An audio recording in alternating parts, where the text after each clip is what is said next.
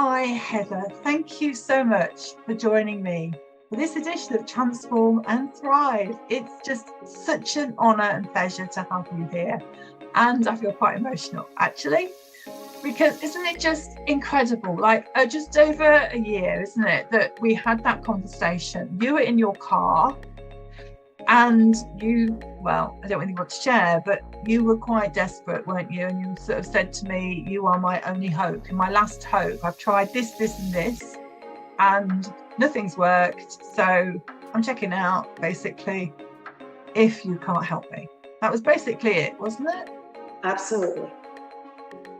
And that was, so what did you want my help to overcome? What was life like living with that issue? What was your background before we had that conversation? Well, first, thank you for having me. And I feel emotional as well. And my issue was that I was abused as a child, mentally, physically, sexually. And I suppressed my childhood sexual abuse from the time I was a young child until I was 46 years old in 2020. And I entered menopause and COVID struck, and I was in the middle of a dry month. I was an experimental dry month because I didn't know I was an alcoholic. I had a little voice inside me, which now I know was my higher self saying for years, Heather, you're an alcoholic. But I kept ignoring it and I kept suppressing it because I needed to protect my daughter. And anyone who judges someone who's an addict really needs to think about that, because I am and was an addict, and I needed the addiction so that I could suppress my childhood sexual abuse in order to stop my generational abuse pattern, because I knew when I was 4 years old that I would be the end of it. And so I did that for my daughter, and believe it or not, drank every single night when she went to sleep so that I could continue to suppress it, so that I could continue to be the snow white mother that I wanted to be for her, to have a beginning that didn't need to define her life in the worst way possible. So my problem was that I woke up from all of this and began to have the first panic attacks that I ever had in my life. I realized that now I look back and know that I thought my anxiety was my personality, and it wasn't. That was just anxiety my entire life. Yeah, and yeah. I thought it was my personality. I thought that I was always this, high energy, needing always to be with people, and it is not me. That was never me. That was my anxiety. And began to have those panic attacks and literally thought I was dying, and realized at that moment, this is why people call 911 when they're having a panic attack, because I knew that it was a panic attack because I've had a lot of history with therapy and research and my own intuition to know that it was a panic attack. And that's when I remembered my childhood abuse. And I was bathing my daughter at the time. She was 7 years old.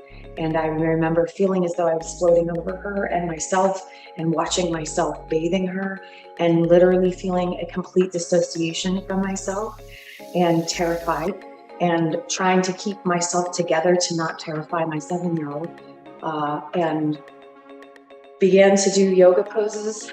At that moment, did a child's pose. I intuitively knew that I needed to connect to my intuition, and I needed to ground myself.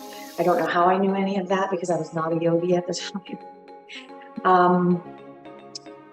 But I needed to survive. And I wasn't going to survive if I didn't get some other kind of help that I hadn't gotten before in my lifetime. I wanted to kill myself on a daily occasion. I felt that in my mind. I had suicidal ideations for what felt like my entire adult life. And I only stayed because I didn't want to hurt other people. So anytime I ever thought about that, I would just immediately say, like, you could not do that to da da da da da. Well, now it's become, you can't do that because you have a child who absolutely adores you, who chose you, who picked you, who is here to take you somewhere, and you need to wake up. And I didn't want to wake up because what I remembered was so horrible. Who wants to wake up from that? And who wants to talk about that? And who wants to admit that? And who wants to share that? No female or male who's ever been sexually abused wants to admit that. So I want people to understand that, first of all, that when someone is telling you that they have been abused, that you believe them.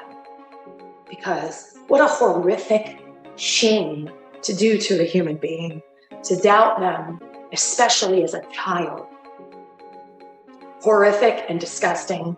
And I needed to wake up, and I didn't want to be depressed or anxious anymore. And I knew I was depressed and anxious only because of my abuse and my trauma that continued to be unresolved for 46 years.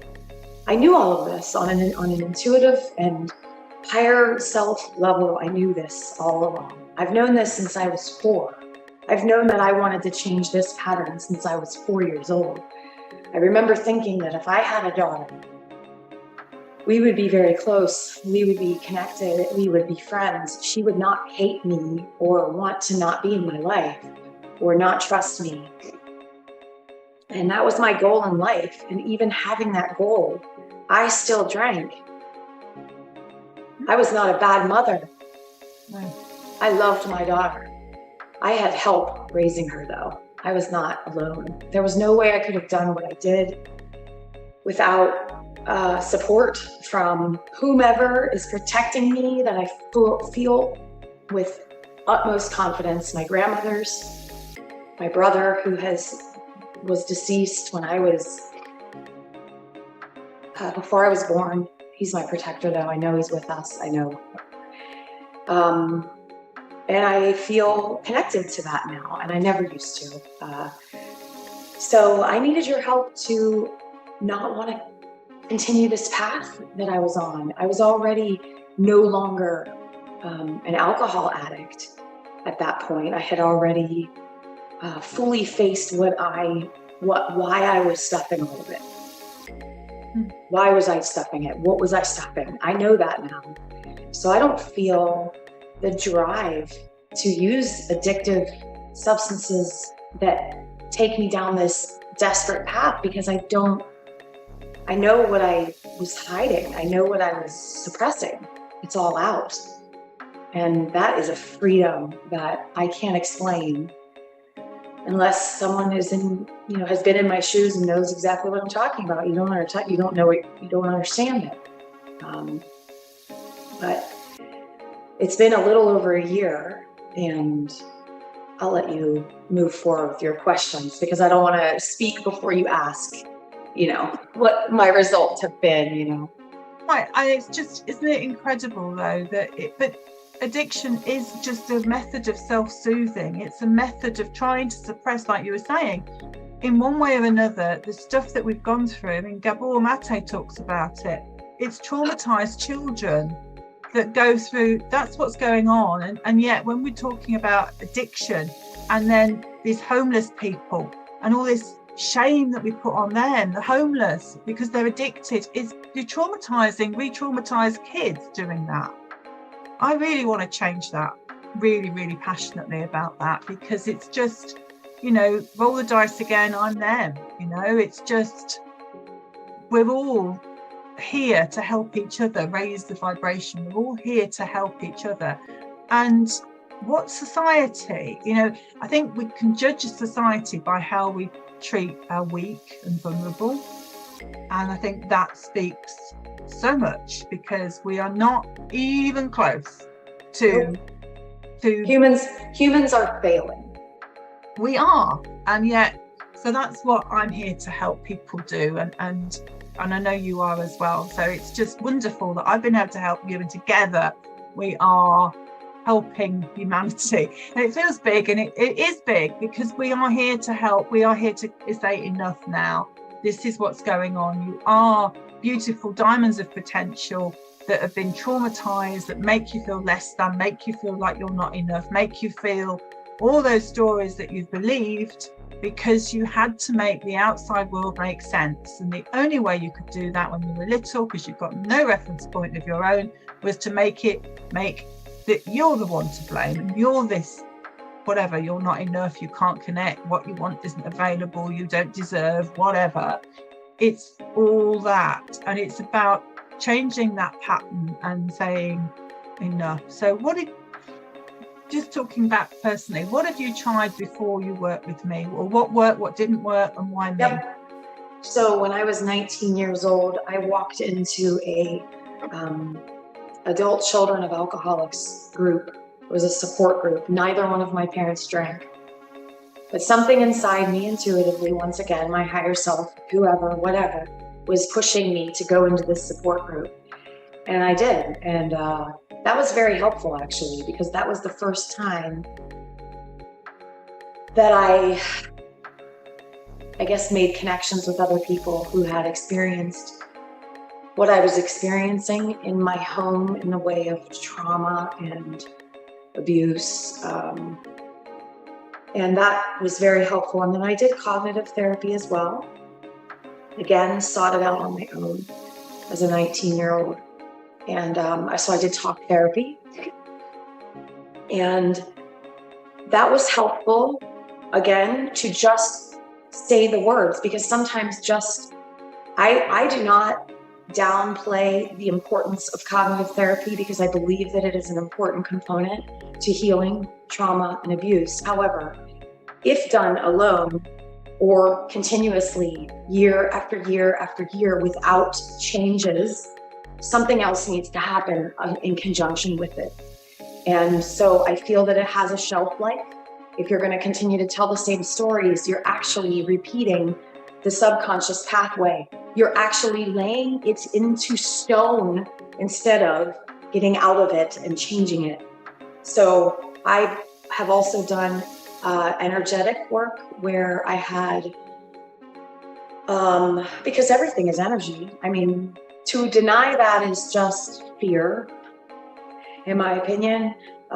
People who want to say that I would be woo-woo, or I'm not, speaking from a grounded place, would be absolutely the most wrong person on the planet, because I've never been more grounded. And I'm just reconnected now. And so I have full confidence in speaking about things that I believe in and know to be true. And energetic, component to life is everything. And so I did therapy for, energy. I've done Reiki, which is, similar to that energy field, feeling the chakras. I fully believe in, the chakras that exist and that need healing, and that the energetic centers in your body that require balancing. Because if you have a heart wound, for example, if your heart chakra is damaged, you are closed off, you're unflexible, you can't open, you can't surrender. It's all tied in. And I also started doing spiritual work. I joined a group with an old friend of mine. I happened to come up, I didn't happen, it was not it was absolute synchronicity. It was not an accident.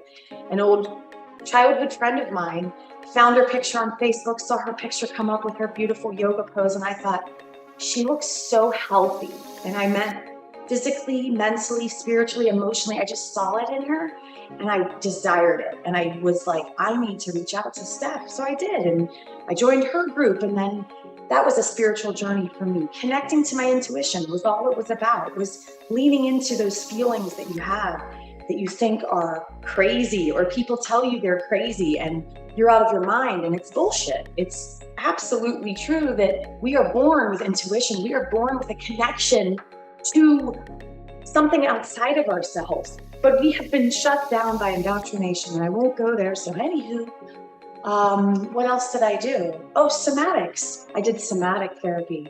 I'm very clear on my views, and I don't apologize for anything that I feel. So if I offend someone, I'm just not for them. That's cool with me. It clears my field. So I did somatic therapy as well, which is that the body knows the score, right? There's a book. There's an amazing book out there. I can't remember who wrote it, but the body does know the score. Yes, you have it. Of course you do. Of course I do. Basil Vanderholt. There we are. Yes. Yeah. The body does keep the score. The body knows. For example, for example, in my body, one of the tightest and most painful areas in my life has always been my pelvis. Why do you think that is? I was sexually abused. That's why it is. Period. I don't have arthritis. I don't have anything wrong in my physical body unless I'm consuming things that I shouldn't be eating, which are also inflammatory and create more of the problem. But that's only calling to light what you need to pay attention to. The fact that I have inflammation from gluten and it always goes to my hips is not that there's something wrong with my hips. I'm holding energy in my hips that keep me flexion, tight, contracted, and things shorten when you're contracted. So my pelvis was always tight because I was always guarding myself. I was in a flexion position.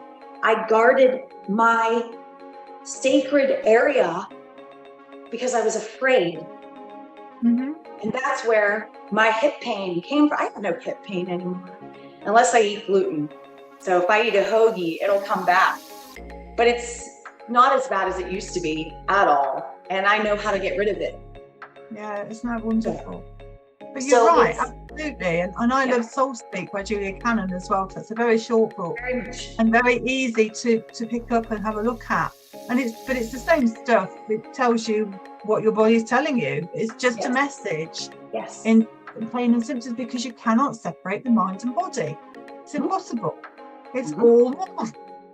Right. And yet we've been told by out there that it's, you pain, it's random, your body's gone wrong. But actually your body loves you. Also, we've been told that we don't have any control over anything for ourselves, which is stripping all of us from our absolute power to change what's happening in our minds that is stopping us from living happily, which we were intended to do here. We were not brought here to be suffering fools. We were not. Exactly. We are meant to be in abundance. We're meant to be that abundant. We are creative beings because, like you said, everything's energy, and we are made of energy that the universe is created from, which is love. So if we were created from love, just by being here on this planet, right here, right now, automatically means we're worth it and lovable, automatically. Yes. But the story you've told yourself, because of the outside influences that you've experienced, makes you feel bad. Yes. So it's just about peeling back the layers like an onion. That doesn't have to take decades. And then you radiate that light out, which means you're going to attract better things into your life. It's 100% true. My life has drastically changed. And I have exited from darker energy, and everything that I attracted in my life prior to this reflected all those things that I experienced in childhood. Abandonment, jealousy, neglect, abuse, ghosting, narcissistic behavior, lack of physical affection or attention, lack of reciprocity, gaslighting, you name it. Everything that I experienced in my childhood, not just in my own home, but in my parents' homes and in all of their families. This is thick in my family, man. This was everything I saw was all of this stuff. And of course, I brought all of that in to my life. I brought in women who were two-faced and jealous of me and would like just horrible, women that I was employed with and that I, drove to work with on a daily basis, who knew my story, who knew my history, who knew my suffering, and then would throw me under the bus and talk about me behind my back, and just horrible people that I would bring. And again, they're not horrible people. They're just dealing in their own trauma responses. So we attracted one another, and it was an energetic fireball. All energy, exactly. We attract what we are. So when you raise your own vibration, you've got to attract better. That's how it goes. I won't accept, I have boundaries that are just amazing. I do not accept I don't know what the word is, mistreatment. I won't tolerate it. I won't be disrespected. But I also need to check my disrespect, which is holding up my mirror and really looking at my behavior, oftentimes through my daughter. And I'll go, oh, that's not good. She got that from me. And I'm putting the mirror up instead of yelling at her and blaming her as a 10-year-old for snarky behavior at my husband. No, that's my fault. I showed her that shit. So holding that mirror up has been a beautiful thing. But after the spiritual therapy, I would say that was it. Somatics, energetic, cognitive. So I've tried it all. And meditation I began to do as well. And yoga. And then you. And me. Yes. Yes. So, and you've been my last therapy. Have I? Well, that's wonderful, isn't it? I mean, hypnotherapy is the last therapy I feel I ever need. That's beautiful. Yeah, and I believe if I need it, I have no shame in reaching out for more, because sometimes there are underlying things that are driving your life in a dysfunctional pattern, and you need to face them. Exactly. I still need it as well. We're not perfect. It's all just layers. But you didn't need countless, did you? No. Isn't that just wonderful? So how many 4 sessions? I know it's crazy, isn't it? Just 4. So how many hours, many time do you think was spent doing other things? And I know the other things was necessary, or it was at the time, but how many? Okay. So here's my stance on that, is that everything that I have done leading up to you only prepared me more to be open for your magic to happen. Really? Absolutely. Because for me, everybody's different, right? Here's what I would change. I would change the amount of time that I spent in all of those things. Because had I known that I could, but it's no matter. I couldn't change it. It's what my journey was intended to be. And so, I feel that I don't judge anyone. I never come from a place of judgment ever to anybody, because how could I? I was an addict since I was 19 years old. Well, since I was a child, I was a food addict. I mean, I started in addiction from the time I was a baby, very young baby, So I don't judge, but I just feel that life could be easier. And I wish that we could help people learn that running away from the triggers is the very worst thing you can do if you truly want to heal. Because you can't run from them and expect them to heal. They won't heal. You'll just layer over them. You'll band-aid them, you'll cover them. They're still there and they still cause problems. So I wish that I had known then, but I still can't change it. I don't live in the past. That's completely futile. It does not benefit me in any way. And I also don't live in anxiety anymore, which is fear of the future. So I don't live in depression, which is the past, and I don't live in anxiety worrying about the future, because I have learned to live right the hell here in this moment. There's nothing else that exists. Next hour doesn't exist. So when my mom or somebody says to me, hey, can we plan this next? I'm like, next week? Are you kidding me? Talk to me the day before, maybe. I'm not a planner anymore. I don't care. I'm not stressing about shit that doesn't matter. We get ourselves in this pattern in this world of thinking things matter that don't, and I just don't want any part of it anymore. I lived half my life in that shit. I'm leaving that shit behind. And the next half of my life, I intended to be ease, joy, and that's just about it. Love. That's it. Yeah. Joy and love, two of the highest frequencies. Yes, bring that on. Absolutely. And you're right. The now moment is the only moment that exists. And that's why our subconscious minds don't understand the past, present, and future. It only understands the now, because how we experience time on the planet is different to how it really is. So the now is only the real thing that matters, and it's where we create life. It's where we create our reality. It's how our thoughts, our beliefs, everything create the future anyway. So let's be really conscious I mean, how we're feeling. Absolutely. If you worry, actually all you're doing is you're actually probably pushing that to happen, because your energy it's palpable. It goes out. People, you bring energy in that you put out.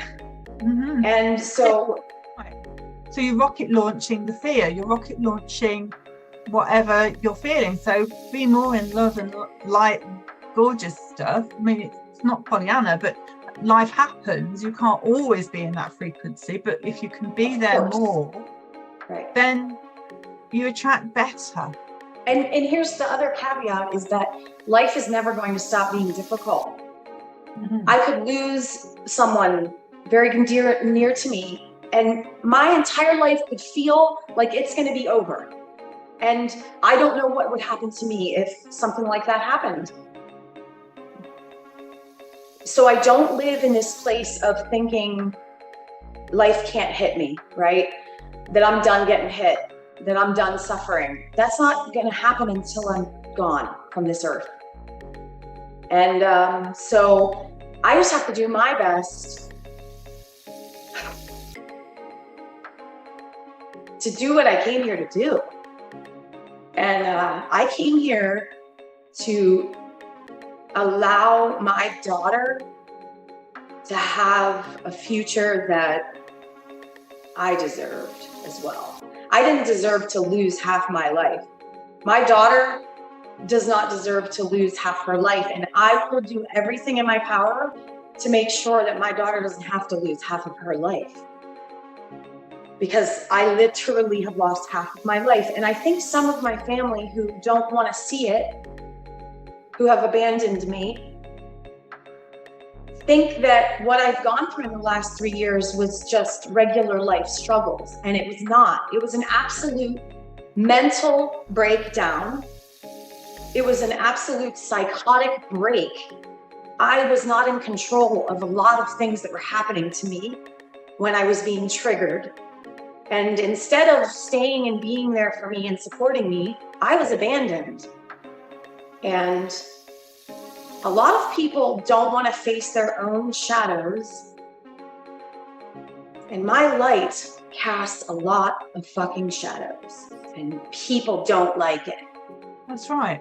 And that's okay with me. It doesn't matter to me. I will be who I am supposed to be. I will speak from my heart, my soul, and I will speak from truth, because I am no longer living a lie in any way, shape, or form. That's beautiful.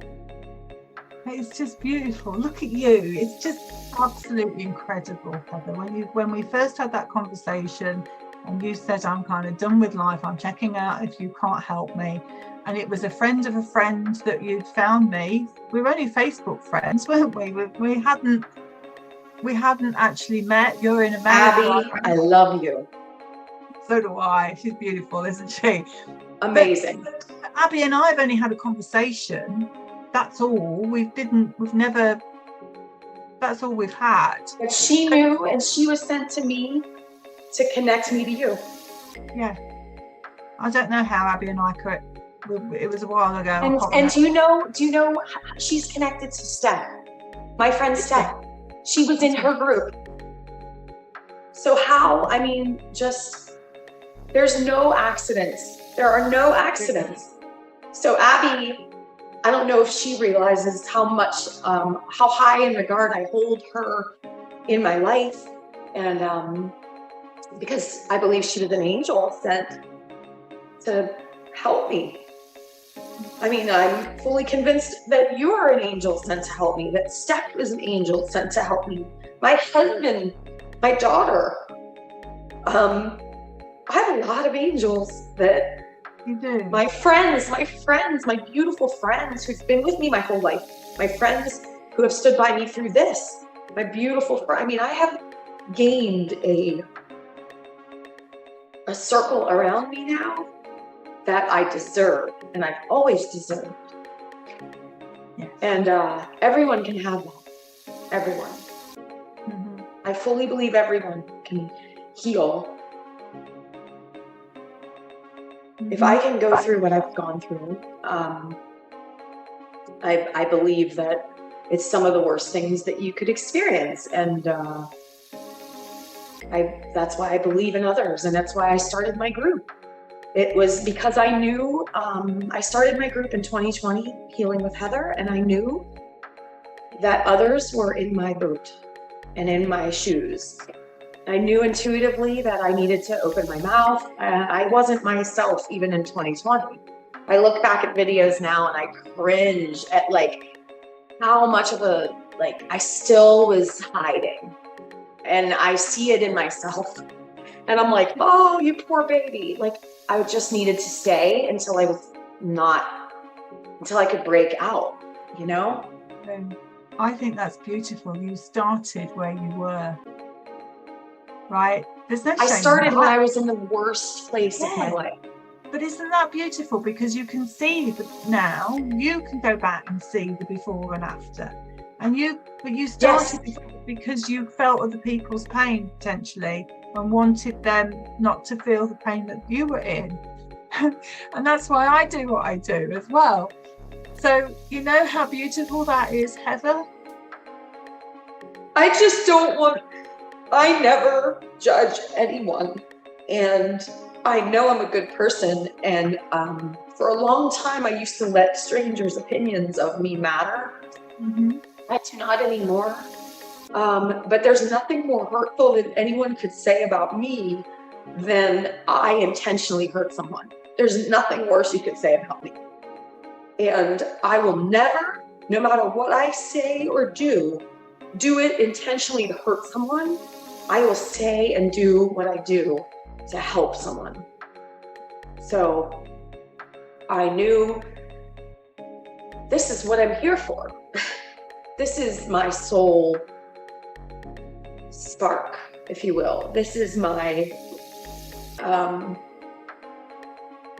even if it can only affect 700 people, that's okay. I'm helping 700 people. And I recognize the value in it now. And how many people will message me privately and see me in a parking lot at Target in my hometown, because I advertise in my own hometown. I share it with anyone who wants to see it on social media, my story. And I recognize the value in it now. And I didn't before because I was made to believe that I wasn't valuable. But that was a lie. The lie. And to go through that much, to come out the other side, you are here for really great things. You have to be. To go through the pain, to turn into your power. It's like your superpower now. It's time to really light that fire and be seen, heard, and shine even more. Because the world needs you, because we've gone through, so many of us have gone through similar stuff. And you've got that reference point for a reason, same as I have, which is why I'm able to help people, because when I'm doing my work, I've got a reference point. I understand, I can hold that safe space. Again, like you, non-judgmental. It's just, let's find out what's there and release what we need to. Yeah. And it's a lovely space, and you hold that space too. So isn't that wonderful? Aren't you amazing? There were so many times I remember since 2020 that I wanted to shut the whole thing down. I remember pausing my group multiple times because I started to feel like, was I a fraud? Was I, because I was still struggling so much that, but all of my point got across. Initially I think people were seeing this desperation in me for attention, and that wasn't what it was. It was always a documentation of my struggle for helping others. In fact, my group started I originally called it Lift Others. And I changed it because I just felt, it just shifted in my mind of lift others felt to me like a lofty, like balloon, and I'm always trying to make people happy. And I was like, this is bullshit, because part of freaking healing is getting down in the dumps, man, and facing the shit that hurt you to begin with. And it's not easy, and it's hard, and it's painful, and it's a long process, and it doesn't end, but it does get easier. So now, I think it's wonderful to see the value of helping people. And I want to get certified in hypnotherapy someday. Well, that's interesting, because there is the hypnotherapy college, Rachel Farnsworth Hypnotherapy College. Yeah. So I can't wait. I'm looking for doing that in September. I'm starting to write the program. Wow. Yes. So it's coming. Well, I also want to get certified in yoga. There's maybe even Reiki.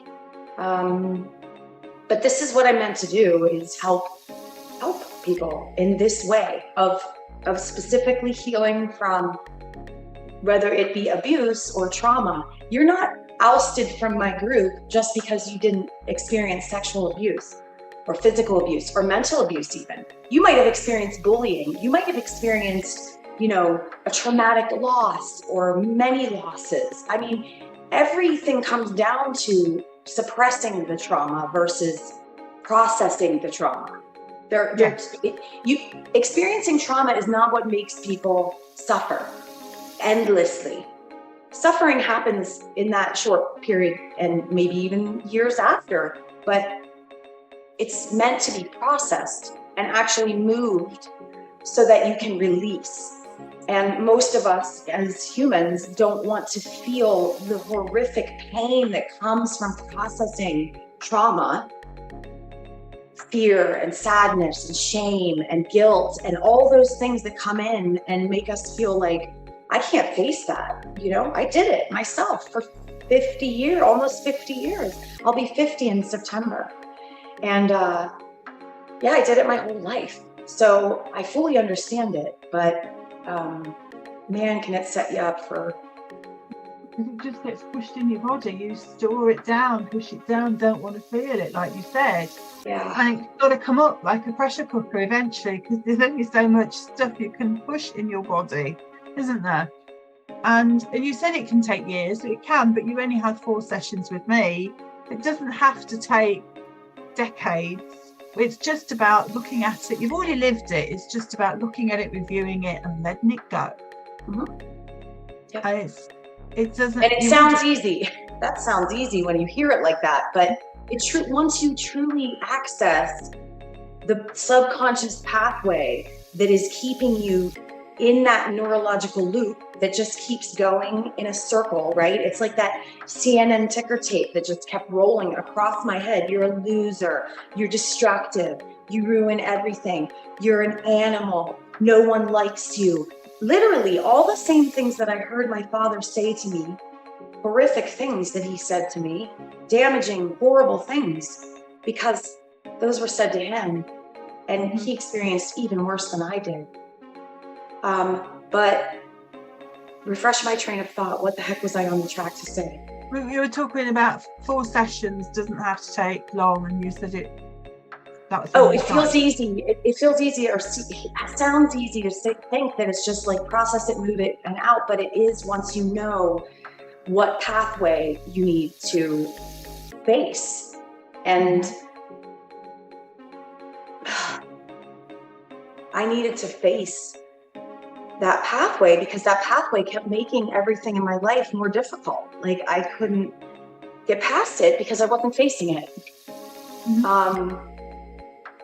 So it is easier, if you will, once you know what is the subconscious pathway that I'm traveling down. What is that path that I keep going and going and going, and it just keeps staying the same, and I keep making the same choices, and I keep making the same mistakes, and I keep suffering from the exact same triggers over and over and over again. Now I can face triggers that normally would have sent me into an anxiety spiral. I have a different way of facing them now because I faced why I have the trigger. What am I thinking about? What does it remind me of? What did I suffer from that feels familiar to this trigger? Now I know. So now I have control over a lot more of my behavioral responses to triggers. My triggers brought me back to my childhood. I was a child. These last 3 years, when I was triggered, I was mentally a child. I was that far deep into dissociation through this process. I kid you not. And my family thinks I was probably over dramatizing, and they're just blaming me for being angry and flipping out. Okay? But they don't know the depth of what I was dealing with. Under all of that, it was a switch for me. I had no control over it. Zero. That's right. It's the wounded part of you that comes out to play. It's that wounded part. And when you understand that it's that wounded, why am I feeling like this? And people call people crazy. People call people crazy like me. Do you think I look crazy? Do you think I'm living the life I live because I'm crazy? No. It's time for people to stop judging people with mental issues, and instead of judging them, think about what maybe they might have gone through to end up that way. Because I can promise you, the worse your mental state is, the harder the shit you went through. I mean, come on. It's just the reason, doesn't it? It doesn't take a rocket scientist, really. I should be living in a street with a needle in my arm. I should be, because that's how painful it was. So I don't judge someone living in the street with a needle in their arm. I don't judge it, because I know they are in so much pain, and I am so sorry to their little child in them. All I see when I see them is them as a baby. They came out a baby. They came out a brand new baby with nothing wrong with them. You aren't born depressed or anxious. You are created by that trauma and abuse that you experience.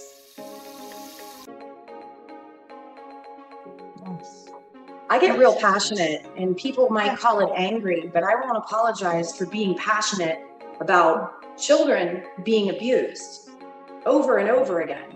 It's not okay. It's not fucking okay. And I've had enough of it. And when I see it, and when I hear it, and when I feel it, and when I watch it all over the place, we allow children to be trafficked in this country and elsewhere in the world. Is this really okay? Are we really standing here and allowing this to happen? It's reprehensible, and I am disgusted by it. So I'm speaking up. And who knows, I might wind up dead for it. Watch. Just saying.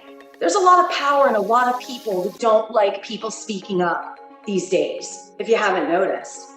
I'm not going to not speak up for children. It's not okay. No, it's not okay. Thank you for sharing that. Yes. It's a very valid point. So let's lighten the mood. What's life like now, Heather? What's life like now? You've had those 4 sessions, which was a year ago.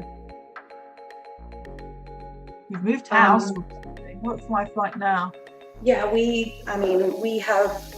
my husband and I have turned our entire relationship upside down and inside out. And I know someone's going to sing that funny rap song after this and make fun of me for saying that, upside down and inside out. It's from a song. So we've changed our relationship drastically, our parenting drastically. We were good parents before. I know I was a good mom. I've been a good mom. It's something I take great pride in, and no one can ever say I wasn't a good mom, even through being an addict. So, but I became a better mom because I learned to love myself, and I learned to be authentic with my own child, who deserves that. She deserves the authentic me, even the fallible me who might now, lose her patience and yell out in the open and get frustrated but I apologize. I say what I did was wrong. And if I affect her in any way, we continue to talk about it. We deal with it. We process it. So these things, are what have changed drastically. I mean, we have the ability to live in moderation. I sleep. I wasn't sleeping for all of my adult life. I wasn't having REM sleep. I no longer have neck pain. I had neck pain my entire life. And I woke up one day and we were packing to move, and I found a box of all my neck paraphernalia, right? Like stretching your neck and pulling, like all the stuff. And I opened that box and I was like, oh my God, I don't have neck pain anymore. I didn't even realize. It just went away because you know why? I had so much weighing on my poor body all these years. My body has been hurting me because I had so much up here that I wasn't getting out. And it was literally like weight, and it kept growing the older I got. And that is released, and that's amazing. And, I think just, so I can't, the amount of things that have changed, I don't know that I could list, because I feel like I'm still changing. There's always something, my response to triggers, for example, learning how to get control of it before there's like an antecedent. The antecedent is the trigger, the behavior happens, and then the consequence, right? ABC. Antecedent comes in and I'm like, I know what this is.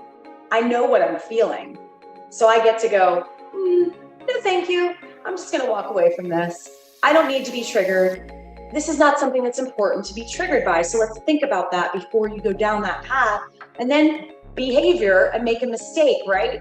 That you don't want to make, like yelling at your husband or calling your husband a name, or, you know what I mean? Like, we all have this. We all have antecedents, which are triggers. Then we have our behavior. But now I don't feel the complete lack of control that pushes me into my behavior. People are not their behaviors. Their behaviors are a response to a trigger.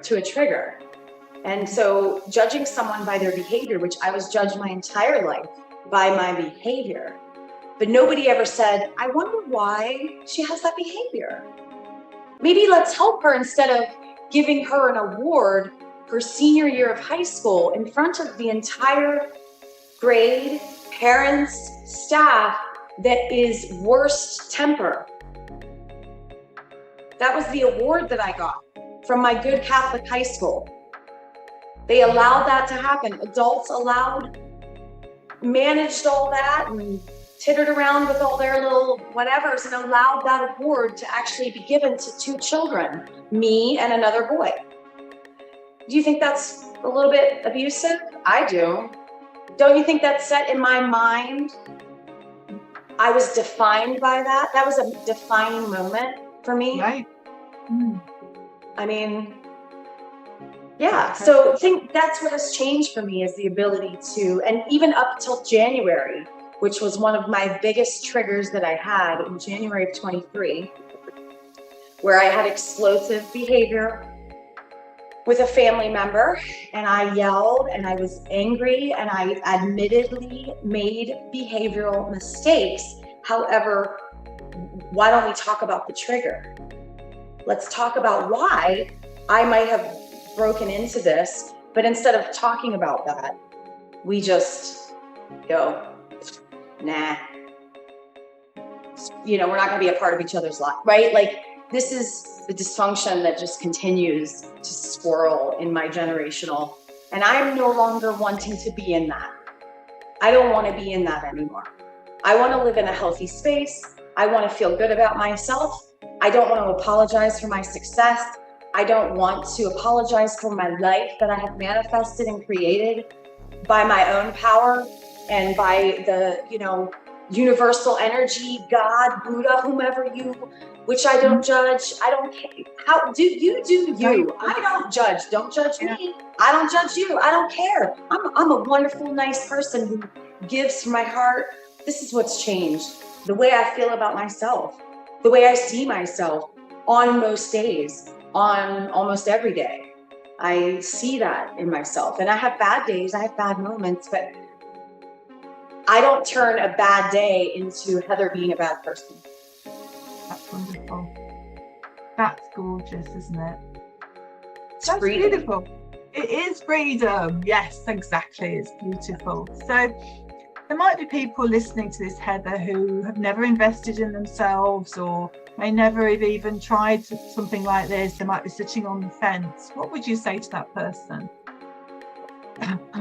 I remember when I purchased the package from you, I haven't had a job. I lost my career in I didn't lose my career. I walked away from my career because I had no choice, because it just was in person and I needed it to be in person for my soul to feel fulfilled by my job. So I couldn't be in the position to be behind a computer screen in COVID. It just wouldn't have worked for me. It would have been more mentally detrimental. So I had to walk away. But I remember being so stressed about the investment portion because I didn't have a job. And my husband was paying for all of these other things that I had been trying and not succeeding fully, right? Making progress, but not feeling free, not being able to not want to kill myself, okay? That was the biggest crux of it. Like, I have to stop feeling that feeling. And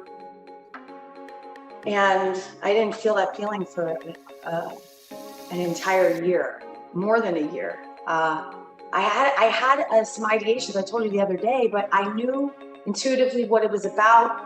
I had a spur of the moment hypnosis session in my friend's group, and it was around the father wound. And wow, did it knock me into a whole nother place just from doing that one quick 30-minute hypnosis session. So I would invest in yourself because it was the best money I ever spent. The money I spent with you was the best money that I have ever spent on any traditional mental health therapy. It's immeasurable. I can't even measure the difference in what it did for me, because it was, I would have moments of feeling good before, right? Like where I would confuse and feel like I was great because I lost 60 pounds. So I would confuse and think that I was happy, right? Because I lost those 60 pounds. I was never happy on the inside though, even doing that. This created an entire shift inside my brain to allow me to actually live in that happiness, to live there and not have it go like this over and over and over and over and over and over again for my entire life. That was my experience. I was up and down and up and down and depression and gaining weight and losing weight and gaining weight and drinking and all those things because I was suffering so much inside and in my brain, and that could not turn off no matter what I did. It saved my life. You absolutely saved my life. And if I hadn't done that, I would have re-traumatized my daughter, and I would have failed at what I was supposed to come here to do for her. So if you doubt it and you doubt that investment and you want to keep spending money and having nothing truly change from the inside out, then that is your prerogative, and you are in that place to, and I don't judge, because I know that it took me 46 years. Nobody could have made me stop drinking, before I decided it was time. Nobody can make anybody do anything. So you have full reign over and sovereignty over your choices, or you should. And you have that choice, but I would really recommend against that choice because it cannot be described what it did for my life. That's awesome. And yes, this has helped me so much too. It's an incredible thing when you rewire that subconscious and release the stuff that's holding you back, because it's just, like I said, it's the wound within you that makes you feel bad. It's like guided meditation with a laser focus to just get to the point and release it. Like finding that wound, it's like finding that thorn in you, and it's like, well, that's what that is, but it's not true. Well, and that's, people think about hypnosis and they think that it's, I'm going to stand up and cluck like a chicken, because this is what was like created in the, to make it seem crazy. Mm-hmm. Okay. That was the intention, was to make it seem like people are crazy who believe in hypnosis. You're crazy that you would think that the mind and the body are connected and that you could have any control over. Okay. I'll leave that soapbox. But anyway, I will shout all day long that hypnosis is just guided meditation. There's nothing weird about meditation. There's being quiet with yourself and connecting and not listening to all the noise all around you all the time, and listening to everybody's opinions and caring about everybody's opinions and how you look and what you have and how much money you have and who, measuring all of it. None of that shit matters if you are not connected to who you really are. None of it matters. And it also, that's what hypnosis did for me too. In addition to meditation, the hypnosis allowed me to find myself again. Yes. You literally lose yourself in life and in trauma. People lose who they really are. And people think that I was my behavior. People judged me and ranked me and put me where they wanted me to be based on my behavior. Mm-hmm. They never knew who I really was. None of them. Nobody knew. I didn't even know. I didn't know who I was. Exactly. You think you're your anxiety. You think you're that depression. You think... But it's not. That's just symptoms. It's telling you you're off your true north. It's telling you 100%. That you're unbalanced emotionally because of the trauma you've gone through. Release those stories, release that pattern, release all that stuff, and it's not difficult really. It's just about understanding where it came from. It's not re-triggering. It's just because you've already lived it. And your life is already sort of doing that tumbleweed, going in the washing machine over and over because of the stuff. It's just exhausting. It is exhausting. I feel younger now. I feel younger. I'm healthier. Physically, mentally, spiritually. Yeah. Everything feels balanced and even for me. And for a year, I have felt like that. I mean, I had my dips in the last year. Don't get me wrong. I still had triggers to face. After hypnosis, you are not going to wake up and be a different person without triggers, without things to face. You actually are going to be required to face those things so that you may heal those things and the pathways that were created by those things. We don't want those pathways anymore. They aren't necessary. We can shut them down. It's absolutely possible. And I will shout it to the rooftops all day long, and I will do it for people. I can't wait to be able to help people with it. Yes. Because it works. It works. It does work. Absolutely it works. And your subconscious mind has been recording everything since the day you were born. So it's just about reviewing it. Even before you were born. Yes, okay. Yes, okay. I've had sessions where people have gone back to in the womb. It's beautiful. Oh, even before that too. But how can anyone tell me that while my mom carried me in her womb and she was screaming and yelling at my father or my father was abusing her, or whatever was happening in my mother's life. Well, why do you think they tell you when you're pregnant that stress is the worst thing for you and the pregnancy? Because it's everywhere. It's not like you're immune to getting that trauma prior to coming out. I mean, to refute that is insanity. Yeah. It's ignorance. It's pure ignorance. It's still energy, isn't it? And babies are pure sensation. They just pick up that energy. Yes, and I will say something else I feel that has helped heal since hypnotherapy is my relationship with my mother has absolutely become more communicative in a way.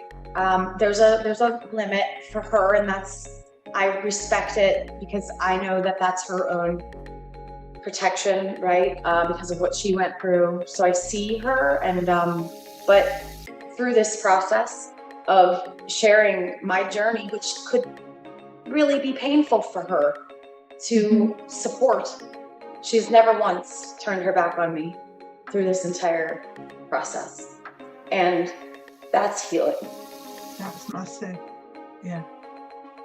And that's why she's in my life, because she doesn't abuse me. My father continued to abuse me into my 46th year. And I no longer wanted to put up with being abused as a 46-year-old woman with a family and managing real estate and having success in my life, in my professional life, and recognizing somewhere deep down that I did not deserve this because I had no boundaries. I kept coming back to continually be abused verbally by my father, and I don't deserve that. And I have radical forgiveness. I am a radical forgiving person. I can forgive almost anyone, and I have forgiven my parents, both of them. But what I also won't do is not have boundaries. So that's also been a huge difference that continues to progress since hypnosis, is my unwillingness to waver in my boundaries. Awesome. And my dogs are going to start barking.